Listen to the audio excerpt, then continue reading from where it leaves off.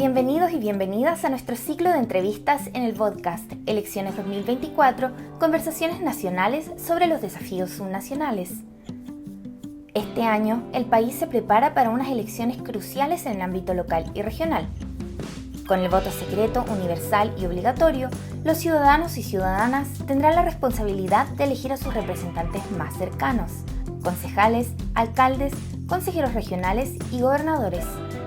Desde la Facultad Latinoamericana de Ciencias Sociales, queremos abrir un espacio de diálogo y reflexión sobre los temas que impactan directamente en nuestras comunidades. Por eso, hemos reunido a expertas, expertos y actores claves en la materia, para que nos ayuden a entender cómo los grandes desafíos nacionales se reflejan y se resuelven en lo local y regional. A lo largo de este ciclo, exploraremos juntos cómo se articulan los temas de alcance nacional con los procesos locales y cómo podemos, como sociedad civil, fortalecer el diálogo y la participación en estos importantes procesos electorales. Prepárense para una conversación profunda, informada y sobre todo esencial para entender el presente y futuro de nuestras comunidades.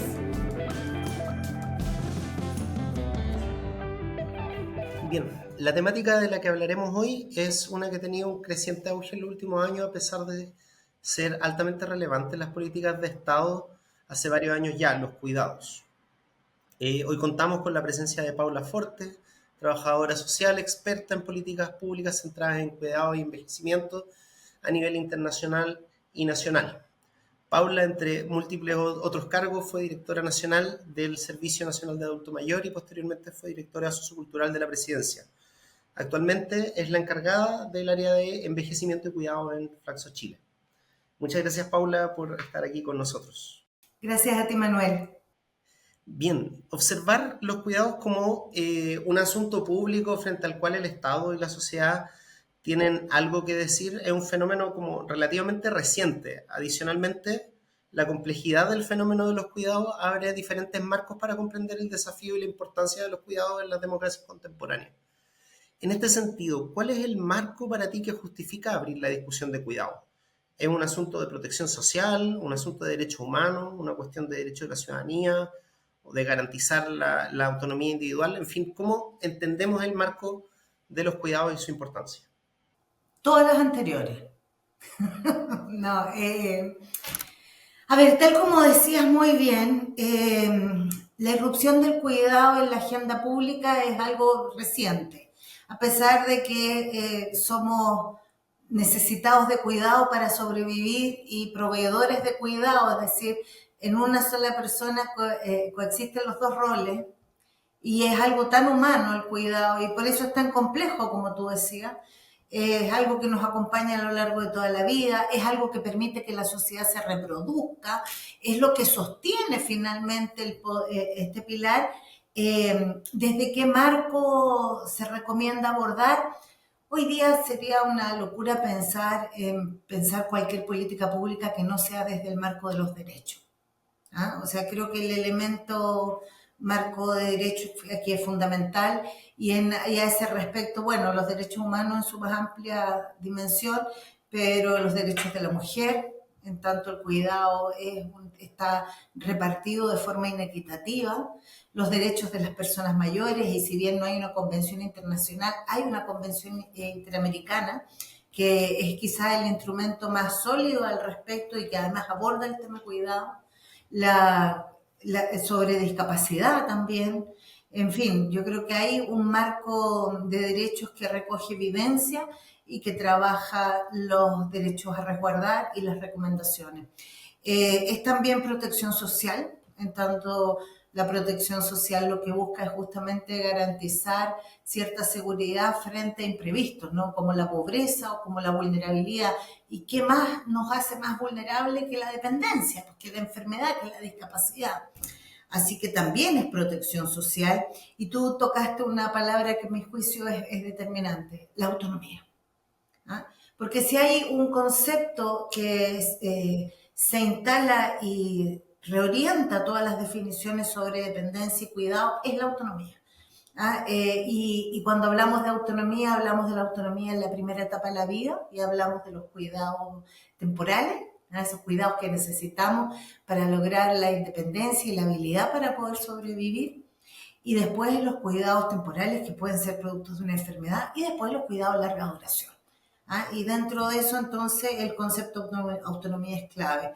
Y si me permites, yo creo que con este enfoque de derecho, este eje en la autonomía, estos elementos asociados a la protección social como definición de política pública, nos lleva también a un desafío bien importante, que en una situación donde los cuidados tradicionales o sostenidos en la familia hacen crisis y ya no se pueden mantener ahí por una perspectiva valórica de derechos, pero también por una perspectiva empírica de evidencia, es decir, no hay capacidad para resolver la demanda en el espacio familiar, es que se transforma en una necesidad sentida de las poblaciones.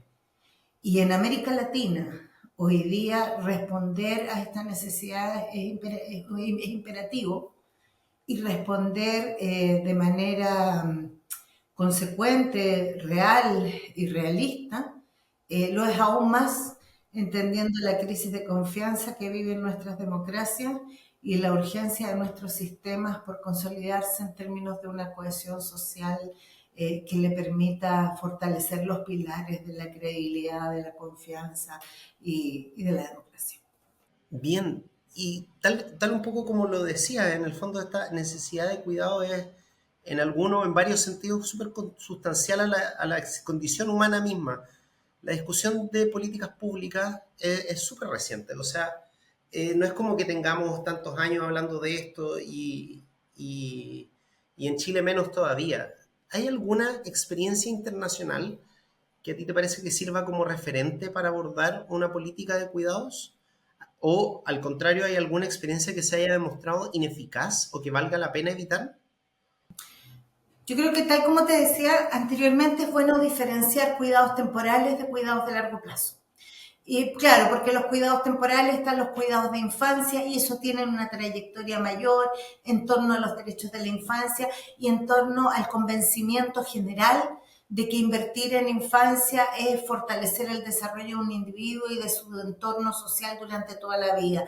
Y por lo tanto nadie cuestiona la necesidad de dar apoyo al niño recién nacido, al niño en la etapa preescolar, etcétera. Me voy a concentrar en los cuidados de larga duración porque son justamente los que aparecen hoy día cubriendo una necesidad determinando una necesidad muy importante y por otro lado planteando unos desafíos relevantes. ¿Y a qué se corresponde eso? Al envejecimiento poblacional. O sea, del total de las personas que requieren cuidado o que están en situación de dependencia, el segmento que mayor lo concentra son los mayores. ¿Por qué? ¿Porque los mayores son dependientes? No, la mayoría de las personas mayores no son dependientes, pero sin lugar a dudas el envejecimiento acelerado de la población que ha vivido América Latina y el envejecimiento del envejecimiento, es decir, el aumento sustantivo de los mayores de 80, empieza a presentarnos escenarios de dependencia que tensionan el sistema familiar y que por lo tanto hacen que se requieran otros actores. La familia, por cierto, que constituye su rol en el cuidado, la comunidad, el mercado y también el Estado. ¿Quiénes tienen experiencia a esto? Claramente los que partieron antes enfrentando la crisis, los europeos. Los europeos que tienen un envejecimiento más avanzado, que ha sido más lento que el nuestro, pero más avanzado y que tiene otro contexto porque se da después de la Segunda Guerra en un proceso del baby boom, después el envejecimiento y en el marco de un Estado diferente al nuestro, que además se pudo construir así justamente porque venían de una guerra. Nosotros estamos en un escenario distinto, con un envejecimiento acelerado, pero no tan avanzado, es decir, hemos recorrido ese camino en poco tiempo. Los europeos los han recorrido en más tiempo y bueno, han ido resolviendo sus necesidades a través de estados protectores, estados que han ido generando soporte en materia de educación, de trabajo, de salud, y que finalmente empiezan a reconocer el derecho al cuidado como un componente asociado a la seguridad social. Es decir, frente al trabajo, la seguridad social, y frente a la seguridad social, los cuidados en torno a qué, en torno a la dependencia. orientado por la autonomía y básicamente creando sistemas de prestación de servicios para personas dependientes. Servicios como centros de día, cuidados domiciliarios, residencias de larga estadía, alimentación domiciliaria, en fin, distintos dispositivos que se engarzan en algunos países desde la seguridad social y en otros se engarzan desde la salud o desde lo social, y que han ido también viviendo un proceso de cambio porque el COVID los puso en jaque. Hoy día los 27 países de la Comunidad Europea se están cuestionando cómo hacer las cosas, están reformulando sus modelos, han aprendido que esto no es de salud ni tampoco es de social, sino que es sociosanitario, y si no se articula así vamos a tener dificultades que los van a hacer ineficaces porque van a ser caros y además no van a tener respuesta como se demostraron en la pandemia con la cantidad de muertos en residencias, específicamente en España. Creo que Europa viene en un proceso reflexivo que vale la pena mirar, porque están trabajando con mucha fuerza los sociosanitarios, la articulación y el enfoque centrado en la persona. Es decir, ¿para qué cuidamos? ¿Cuidamos para que la gente no se muera o cuidamos para que la gente quiera vivir? Y en ese enfoque entonces estamos cuestionando también los modelos de servicio. ¿Tienen que ser instituciones de larga estadía o más bien unidades convivenciales? Hay toda una reflexión que es muy interesante recoger. Y hoy día, en América Latina, por el otro lado, haciendo par y paso, nosotros empezamos con este aumento de demanda, donde tenemos un porcentaje importante de las personas que están con dependencia que no tienen cuidadoras. Para que tú te hagas una idea, en Chile, solamente el 41,3% de las personas con dependencia tiene una cuenta con, el 41,3% no cuenta con una cuidadora. Entonces, ¿qué es lo que pasa? Se empieza a detectar un aumento de la necesidad de cuidado y lo que empieza a plantear esto es justamente que la familia no puede dar respuesta. ¿Y quiénes empiezan a dar respuesta? ¿El Estado? No, empieza a dar respuesta a la comunidad, las organizaciones del tercer sector, la iglesia, en fin, las juntas de vecinos. Entonces nosotros por obligación pasamos a un modelo familiar con apoyo comunitario y vamos transitando hacia la institucionalización con un rol más activo del Estado y el desarrollo de un mercado que también se incorpora ahí. Europa, si bien viene desde la generación de dispositivos, hoy día se está planteando justamente la necesidad de los modelos de desarrollo comunitario. O sea, de alguna manera nos encontramos en estos dos momentos. Y hay experiencias como la de Barcelona o la del País Vasco, donde están trabajando los ecosistemas de cuidado. Es decir, hay un aprendizaje respecto de que el cuidado tiene una expresión territorial, comunitaria, y que es donde mejor se articulan los servicios, las prestaciones, las transferencias monetarias, etc. Entonces, yo creo que hay ahí una cosa interesante que mirar y también... por cierto, toda la experiencia de los programas nórdicos en enfoque centrado en la persona, etc. Pero también en América Latina se están desarrollando experiencias como esta. Colombia, las manzanas del cuidado, que recoge el concepto territorial, no tan lejos. Renca está aquí en Chile desarrollando un modelo de articulación. Argentina tiene mucho que decirnos respecto del PAMI como la obra social más grande de América Latina y el desarrollo de servicios. Colombia tiene una apuesta que ha ido desarrollando también en materia de inversión. Los colombianos tienen un impuesto donde un porcentaje de todos los contratos que ejecuta el Estado, el gobierno, un 2% va para construcción de infraestructura de cuidado. Entonces, y a partir de eso han ido generando cierta infraestructura de centros de día y de residencia que ha ido permitiendo complementar con cuidados domiciliarios y que está avanzando a una política o un sistema de cuidado. Uruguay hizo todo un trabajo más bien como cepaliano, ¿no? El desarrollo primero de un modelo de articulación que articulaba prestaciones y servicios, y que con todos sus logros también ha tenido sus noches oscuras respecto al financiamiento. Yo siempre creo que el desarrollo de los modelos de cuidado tiene mucho que ver con las culturas. Y por lo tanto, si bien hay que mirar otros referentes, hay que ir construyendo un camino propio, recogiendo los aprendizajes, pero también negociando con las familias, con las comunidades y con nuestras características cuál es la mejor manera de implementar servicios, de desarrollar transferencias monetarias y de fortalecer a todos los que tenemos que ver con el cuidado. Y eso es lo importante, porque aquí el desafío fundamental es cómo repartimos esta tarea. En los entornos de cuidado como tal, en el fondo, ¿no? Y entre los actores, entre hombres y mujeres, entre la familia reducida y la familia ampliada, entre el mercado, el Estado, entre todos. ¿Y cuál es tu diagnóstico de la situación de los cuidados en Chile, más allá de lo que hablamos? En el fondo, ¿qué tan grande es la brecha que hay que cubrir? ¿Y cuál es el rol que te parece que tienen que tener las distintas institucionalidades de los distintos niveles en esa brecha? Mm. Bueno, yo creo que tenemos una brecha importante. El 9,8% de las personas mayores en Chile son dependientes. ¿Ah?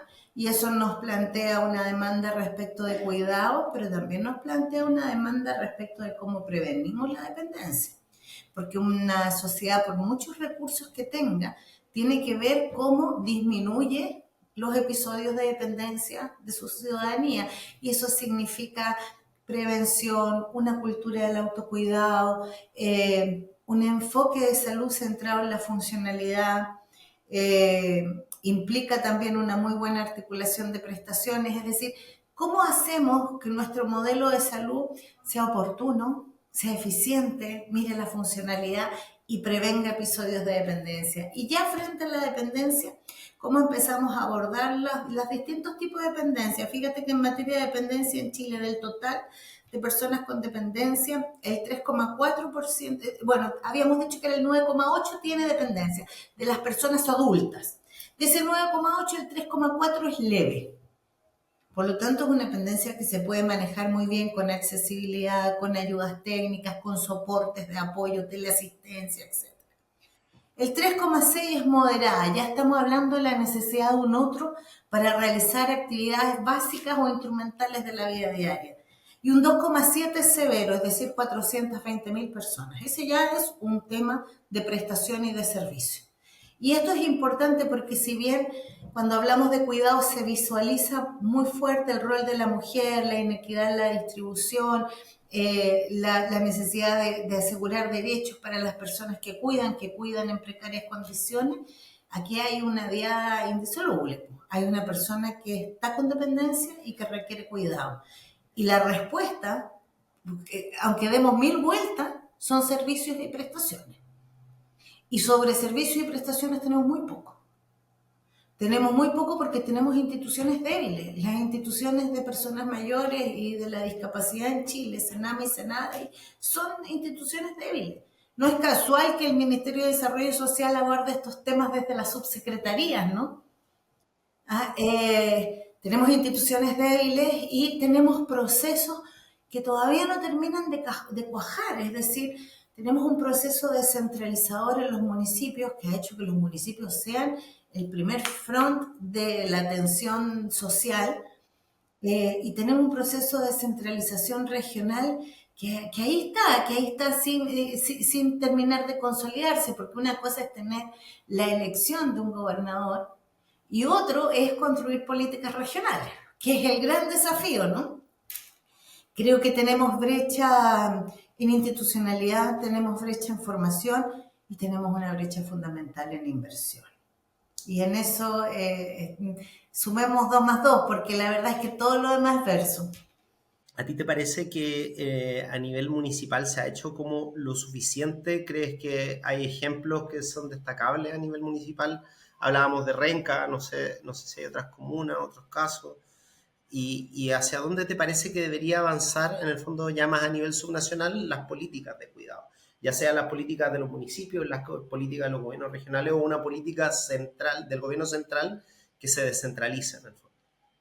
Bueno, es bien interesante esto, porque cuando uno habla de la descentralización, parece como que habla de grandes valores, pero en realidad habla de episodios muy prácticos. el Estado hace mucho rato, a nivel central, se da cuenta que no puede resolver un sinfín de problemas que hoy día están llenas la ciudadanía. Y en esa lógica empieza a trasladarle responsabilidades al espacio local. No es casual que la salud primaria esté localizada en el espacio comunal, no es casual que la mayoría de los programas de gobierno del sistema de protección social, Chile Crece Contigo, Chile Solidario y hoy día Chile Cuida, mire al municipio como el espacio de implementación. Eh, el municipio es por esencia el lugar donde la ciudadanía debe y busca resolver sus problemas. El problema es que cuando esos municipios no tienen las capacidades, no solo no lo hacen, sino que no lo hacen bien cuando lo quieren hacer. Entonces, empiezas, por ejemplo, a responder con respuestas sanitarias, problemas sociales. ¿Ya? Tenemos hoy día, por ejemplo, el gran problema de las camas sociosanitarias. ¿Cuántas personas mayores con dependencia están en hospitales? No porque lo requiera a nivel de su salud, sino porque no tienen a dónde salir después del hospital. Estamos hablando alrededor de 1.200 camas sociosanitarias, no es poco. ¿Ya? Entonces, claro, cuando salud empieza a responder con camas sociosanitarias la necesidad de institucionalización, respondemos de manera onerosa, cara e ineficiente, sin, por supuesto, dejar de lado que estamos transgrediendo los derechos de una persona que está hospitalizada sin necesidad de estar. Por otro lado, observamos que los municipios se las ingenian con sus recursos para dar ayuda, que la compra de pañales, que medicamentos, que todo lo que no se resuelve se busca resolver ahí. Yo creo que los municipios hacen una labor tremenda con muy pocos recursos. Y cuando hablo de muy pocos recursos, no hablo solo de recursos financieros, sino del recurso humano, con poca formación, con contratos que no son precisamente formales de empleo. Es paradojal, pero tenemos un sistema de protección social que se sostiene en contratos honorarios. Entonces, tenemos una debilidad institucional en los municipios, tenemos una debilidad institucional en los gobiernos regionales, tenemos debilidades institucionales en los servicios. Aquí hay un tema transversal de fortalecimiento institucional que es requerimiento. Ahora, el municipio tiene, si tú me preguntas a mí, el desarrollo del sistema de cuidado se va a dar en el espacio local. Por principio y por obligación.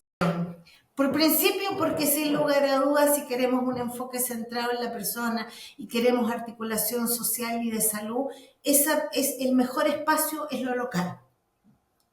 Pero por obligación también, porque nunca vamos a tener la cantidad de recursos para que estos bajen solamente sectorialmente. Y por lo tanto necesitamos también implementar de manera concertada en el territorio y necesitamos a la comunidad. Necesitamos al vecino, necesitamos que el señor que vende pan sepa dónde viven las personas que tienen dependencia.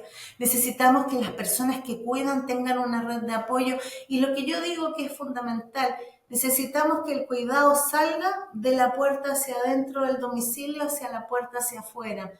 Porque lo que no se sostiene es que sigan cuidando mujeres hijas, mujeres esposas, o incluso hoy día cada vez más parejas varones, pero solo en soledad, con burnout, con exceso de demanda, con depresión, con angustia, sin soporte. Este fin de semana vimos en las noticias un caballero en Valparaíso que asesina a su mujer dependiente severa y después se suicida a él. Y el titular de la noticia era suicidio y femicidio. Y yo pensaba que abajo el titular, ¿cuánto habría también de un cuidado sobreexigido, sin soporte, sin esperanza, con angustia? Bueno, eso es entonces lo que nos tiene que llevar a que no es solo transferencia financiera, no es solo servicio, es cómo instalamos el cuidado en la cotidianeidad. Y para eso el territorio es ideal. Y si tú me apuras, yo diría el barrio. Pero bueno, antes de llegar al barrio, hablemos del municipio. Y cómo, en el fondo, cómo se le puede entregar un apoyo integral desde los entornos más directos de estas personas. En el contexto actual, ¿cuál te parece que es el principal desafío, además de esta debilidad institucional, quizá, o quizás profundizar en ello, de una política de cuidados que sea realmente integral? ¿Te preocupa quizás más en un ámbito más político, pero que este sea un tema relativamente olvidado en estos momentos como electorales que atraviesan el país? En estos momentos electorales se ve poca discusión de contenido en todo caso. No soy particularmente cuidado, ¿ah? Parece que la discusión no se la roba toda la seguridad o simplemente terminamos votando por el señor que aparece más en las redes sociales, pero yo echo mucho de menos la discusión de esta problemática y de otras tantas más que están en juego, pero hablando del tema de cuidado, creo que cuando tú sientes que hay tantas áreas que todavía no están resueltas, por ejemplo, la salud, ¿ah? El acceso, la oportunidad, o después dices las pensiones. Llevamos cuántos años y todavía no tenemos una reforma de pensiones. El promedio de las pensiones del último mes fueron de 140.000 pesos, una cosa así ya, pero bueno. Cuando tú ves que nada de eso funciona, ¿tú vas a creer que viene un sistema de cuidado? Es poco probable. Y dos, ¿tú crees que esto es algo que efectivamente puede salir del espacio doméstico? Hay gente que todavía ni siquiera entiende de qué hablamos cuando hablamos de cuidado. Y no te estoy hablando de personas que están muy ajenas a la información. Yo siempre comento que tuve un alumno que cuando hablaba yo de cuidado me decía, pero cuidado es como estar atento, es como estar alerta. Estoy con cuidado. Dice, bueno, falta todavía mucha también información e instalación de la temática, así que no te extrañe que hasta que no existan estos servicios y la gente no los vea, no los va a exigir. Y más aún cuando hablamos de que la población que fundamentalmente los necesita son mayores. Y ya sabemos todo lo que es el edadismo y cómo los mayores desaparecen en la agenda pública justamente por este edadismo que los excluye. Claro. El, el programa del actual gobierno, de la actual administración de Gabriel Boric, posicionó en un lugar súper relevante la creación de un sistema nacional de cuidados. ¿Cuál es tu evaluación de lo que se ha hecho en materia de cuidado a algo así como un año y medio de que se acabe y se cambie de gobierno? ¿Cómo crees que se ha hecho? ¿Cuáles crees que son los desafíos? ¿Cómo crees que ha funcionado la política del gobierno actualmente? Yo creo que efectivamente el gobierno ha hecho un gran esfuerzo por instalar el tema en la agenda y se ha discutido y se han planteado y se han hecho los encuentros de que son mujeres respecto de cuál es la situación de las cuidadoras. Hay estudios que antes no teníamos. El programa Chile Cuida, que partió con la presidenta Bachelet, hoy día se empieza a implementar en un volumen importante de municipios a lo largo del país. Creo que son 140 los que ingresan con este presupuesto. Hay un esfuerzo del gobierno y de hecho hay este deseo de pensar en un sistema. El problema es que para tener sistema hay que tener que sistematizar. Y ahí yo creo que estamos bien en términos de infraestructura, en términos de transferencias monetarias, en términos de programas de formación, qué sé yo. Pero bueno, esto no es tarea de un solo gobierno, parte con este, continuará con el que sigue. Pero hay un tema que a mí me parece que es muy relevante que tiene que entrar a la discusión. ¿Cómo se financia esto? ¿Mm? Porque si lo vamos a financiar con lo que nos quede de los temas sociales, no podemos hablar de un sistema de cuidado. Claro, en el fondo no puede ser el resto de un programa, sino que tiene que ser una cuestión articulada como un todo, en el fondo. Claro, ¿y qué articulamos? Articulamos las viviendas accesibles del Ministerio de Vivienda, los programas de salud, las instituciones de larga estadía que debiese estar administrando el Senama en volumen a lo menos, no una por provincia, cuántos centros de día. Hay un esfuerzo, pero la verdad es que la brecha es muy alta. Y cuando hablamos de esto, estoy hablando del Ministerio del Trabajo y digo, bueno, el bono de formalización del empleo, algo que hemos planteado desde Flaxo como una propuesta. Cuando pienso en vivienda, las obras, cuando pienso en todo el aparato público, cómo nos replanteamos todo lo que hacemos en clave de cuidado, que también es importante, que no, a veces no es una inversión adicional, sino que pasa por pensar en lo que ya estamos haciendo desde una perspectiva de cuidado.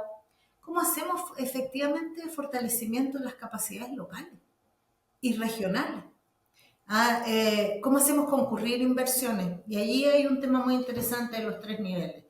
Inversiones nacionales, inversiones locales y inversiones regionales. Porque en esta necesidad de recursos vamos a necesitar de todos los recursos de las familias que estén disponibles, de las comunidades, de los municipios, de las regiones y todo. Y dos, cómo establecemos un modelo de diálogo entre el nivel sectorial y el nivel local.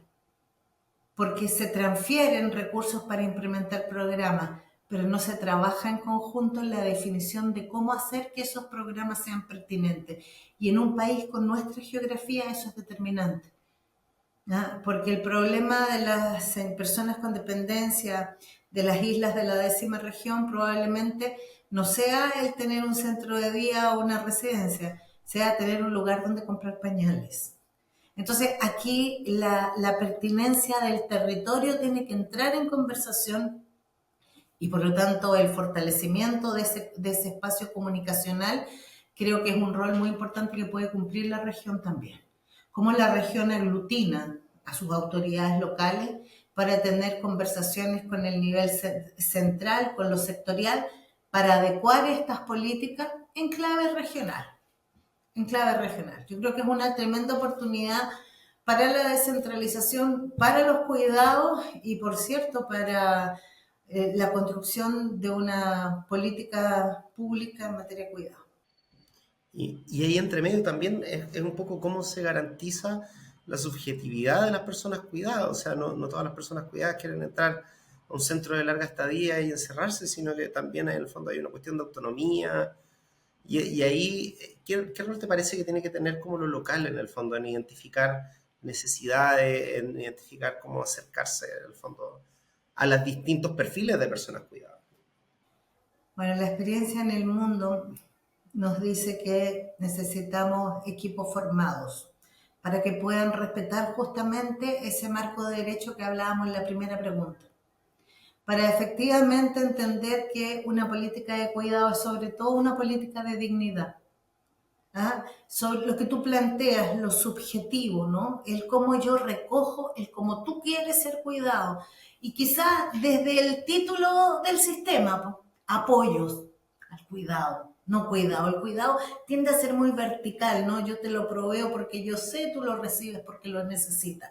No, cómo de alguna manera construimos un modelo de cuidado basado en lo que tú requieres, con enfoque centrado en la persona. Y para eso, ¿qué nos dice la evidencia y la teoría? Formación de los equipos, mucha formación de los equipos, en el pensar y en el hacer, porque a veces uno dice, formamos equipos en enfoque centrado en la persona, pero claro, esto está ocurriendo a este nivel, pero no está ocurriendo en la práctica. Entonces hay que intencionar prácticas que apunten a eso. En segundo lugar, aparte de la formación, normas y estándares. Los servicios tienen que ser normas y estándares y eso es algo que no tenemos en Chile. Nuestra norma de residencia es deficiente y lo peor es que cuando se cree que hay que mejorarla, lo que se ponen son requisitos materiales que muchas veces son imposibles de cumplir, pero no se trabaja sobre la norma centrada en los elementos que tú planteaste de la subjetividad. Formación, normas y estándares, difusión de buenas prácticas, y estímulo a la buena praxis. Y esto es algo que los que trabajamos en estos temas hace mucho rato venimos conversando, ¿no? Siempre hablamos de la norma asociada a la sanción. Y la verdad es que en estos temas hay que hablar de la norma asociada al estímulo, porque las familias quieren cuidar a sus personas, a sus familiares que tienen dependencia. Y si no lo hacen es porque no tienen las herramientas. Y a veces nos pasamos horas discutiendo cómo conseguir el presupuesto para construir una residencia, y la verdad es que con la mitad de ese presupuesto podríamos hacer una transferencia monetaria a una familia para que mejorara su cuidado. O sea, y esto es bien importante porque cuando decimos para recoger la subjetividad hay que conocerla, hay que ponerse en el lugar. Y quizás hoy día, en que la esperanza de vida de Chile es la más alta de todo el continente, sobre los 80,5, donde tú, yo y con mucha certeza nuestros hijos van a llegar a los 100 años, lo más probable es que la dependencia sea un episodio casi certero. Y por lo tanto, tal como vimos como sociedad proveer recursos al inicio de la vida, tendremos que ver cómo proveer recursos al final de la vida, pero recursos que recojan lo subjetivo, que fortalezcan la dignidad y que nos permitan vivir en un escenario de respeto. Muchas gracias, Paula, por esta conversación. Gracias a ti, Manuel.